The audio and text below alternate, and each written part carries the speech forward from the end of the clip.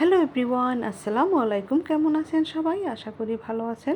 Sabinus ব্লগে সবাইকে স্বাগত জানাচ্ছি আরও একটি মজাদার বিকালে নাস্তার রেসিপি দেখার জন্য। আমার আজকের রেসিপি হচ্ছে চিকেন ব্রেড বল। এই রেসিপিটি ঘরে থাকা কিছু উপকরণ দিয়ে খুব সহজেই তৈরি করা যায়। ইচ্ছে করলে বাচ্চাদের টিফিনেও এই নাস্তাটা বানিয়ে দিতে পারেন। এই নাস্তাটা কিন্তু ছোট বড় সবাই পছন্দ করবে। খেতে এত মজা হয় বলে বোঝাতে পারবো না। আপনারা একবার হলেও বাসায় এভাবে বানিয়ে খেয়ে দেখবেন। আশা করি আপনাদের খুবই ভালো লাগবে। ভিডিও শুরুতে আমার আপু ভাইয়াদের কাছে একটাই রিকোয়েস্ট, লাইক দিয়ে আমার ফুল ভিডিওটা একটু দেখবেন। চলেন তবে আজকে মজাদার রেসিপিটি শুরু করা যাক। আমি প্রথমে এখানে 8 টুকরো ব্রেড আমি গোল গোল করে এভাবে কেটে রেখেছি। তারপর আমি এখানে নিয়ে নিয়েছি আদা রসুন দিয়ে সেদ্ধ করা মাংসটাকে আমি সেদ্ধ করে এভাবে ঝুরা করে নিয়েছি। তারপর এখানে নিয়ে নিয়েছি সবুজ ক্যাপসিকাম। তারপরে দিয়ে দেবো এখানে কাঁচামরিচ কুচি। আমি এখানে 2-3টা কাঁচামরিচ কুচি করে নিয়েছি, সেটা দিয়ে দিয়েছি। এখন দিয়ে দেবো আমি এখানে পেঁয়াজ কুচি। তারপরে দিয়ে দেবো এখানে গোলমরিচের গুঁড়া। আমি এখানে হাফ চামচ গোলমরিচের গুঁড়া দিয়ে দিয়েছি। আপনারা ঝাল বেশি খেলে একটু বাড়িয়ে দিবেন। আর দিয়ে দিচ্ছি এখানে টমেটো সস 3 টেবিল চামচ পরিমাণে। তারপরে দিয়ে দেবো মেয়োনিজ। আমি এখানে 2 টেবিল চামচ পরিমাণে মেয়োনিজ দিয়ে দিয়েছি। এখন দিয়ে দেবো ম্যাগির স্বাদে ম্যাজিক 1 প্যাকেট। এখন সবগুলো উপকরণ আমি ভালোভাবে মিশিয়ে নিব। এই যে দেখেন মেশানো আমার শেষ। আমি কিভাবে বানাবো আপনাদের এটা দেখে বুঝতে হবে। আমি প্রথমে একটা ব্রেড নিয়ে নিয়েছি, তার চারো সাইড আমি এভাবে পানি দিয়ে সুন্দরভাবে ভিজিয়ে নিচ্ছি।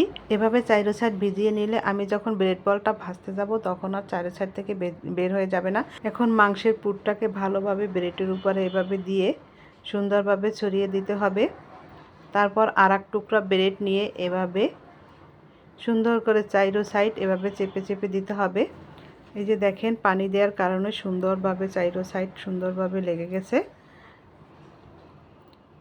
এভাবে করে আমি সবগুলো বানিয়ে নিয়েছি। এখন একটা ব্রেড বল নিয়ে আমি এভাবে ডিমের ভিতরে প্রথম এপিট ওপিট করে ভালোভাবে মিশিয়ে নিব। চাইরো সাইডও সুন্দরভাবে মিশাতে হবে। এই যে মিশানো আমার শেষ। এখন আমি ব্রেড কামে এটাকে গড়িয়ে নেব। এপিট ওপিট করে ভালোভাবে একটু চেপে চেপে দিতে হবে। এই যে আমার একটা বানানো শেষ। এই যে দেখেন কত সুন্দর হয়েছে। এভাবে আমি সবগুলো বানিয়ে নিব। এই যে দেখো বন্ধুরা, সবগুলো আমার বানানো শেষ। দেখতে কত সুন্দর লাগছে। এখন আমি এটা তেলে ভাজতে যাব। প্রথমে আমি একটা ফ্রাই প্যান নিয়ে তার ভিতরে দিয়ে দিচ্ছি বেশ খানিকটা সয়াবিন তেল।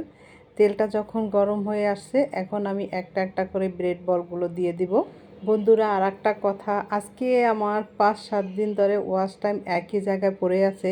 জানি না কে কীভাবে ভিডিও দেখছেন। আপনাদের কাছে অনুরোধ, আপনারা আমার ফুল ভিডিওটি দেখবেন। না দেখতে পারলেও আপনারা ছেড়ে রেখে আমার ওয়াচ টাইমটা কমপ্লিট করবেন। আমি কিন্তু সেটাই করি।